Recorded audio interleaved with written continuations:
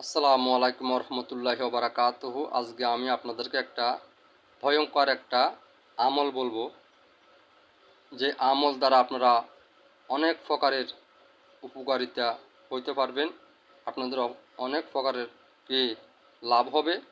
ঠিক আছে, এই আমল দ্বারা আপনাদের, এই আমলটা আমি শর্টকাটে বলতে আছি, আমি কোনো ঘুরাঘুরি করব না। ঠিক আছে, আমলটা অত্যন্ত ভালো আমল।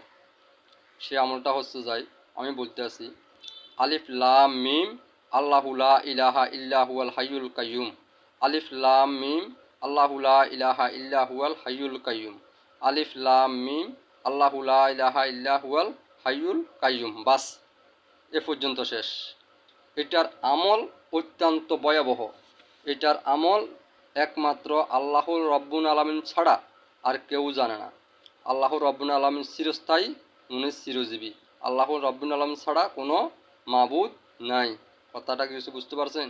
এটা আল্লাহ ভালো জানে এটার ভিতরে কি আছে।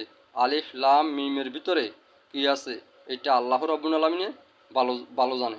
সেটা একমাত্র এটা আপনারা কি করবেন, আপনার যখন খুশি আপনার হাঁটতে আছেন এই আমলটা করবেন।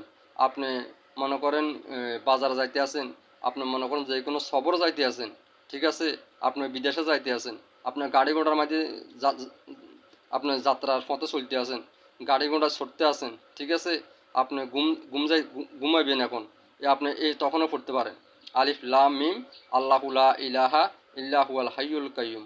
আলিফ লাম মিম আল্লাহু লা ইলাহা ইল্লা হুয়াল হাইয়ুল কাইয়ুম।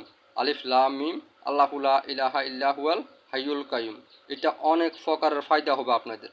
এটার অর্থ একমাত্র আল্লাহ রব্বুল আলামিন ছাড়া আর কেউ জানে না। আল্লাহ রব্বুল আলামিন উনি চিরস্থায়ী, উনি চিরজীবী। ঠিক আছে, আল্লাহ রব্বুল আলামিন ছাড়া আর কোনো মাবুদ নাই।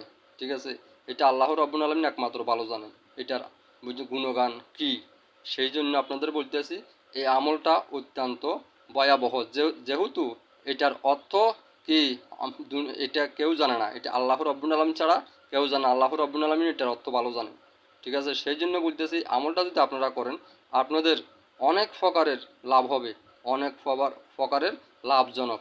ঠিক আছে, যেহেতু এই আমলের রহস্যটা গোপন রয়েছে। ঠিক আছে, সেই জন্য বলতে আছি এই আমল দ্বারা আপনাদের অনেক প্রকারের উপকারিত হবে।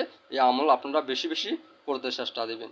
মনে করেন আপনি নামাজ পড়ছেন, নামাজ পড়ার পরে আপনি 11 বার যে কোনো দুরূদ শরীফ পাঠ করেন, যে কোনো দুরূদ শরীফ পাঠ করার পরে আপনি 100 বার এই আমলটা করেন, পুনরায় আবার 11 বার দুরূদ শরীফ পাঠ করেন। ঠিক আছে, আপনি এই আমলটা করবেন। বা ফজরের নামাজ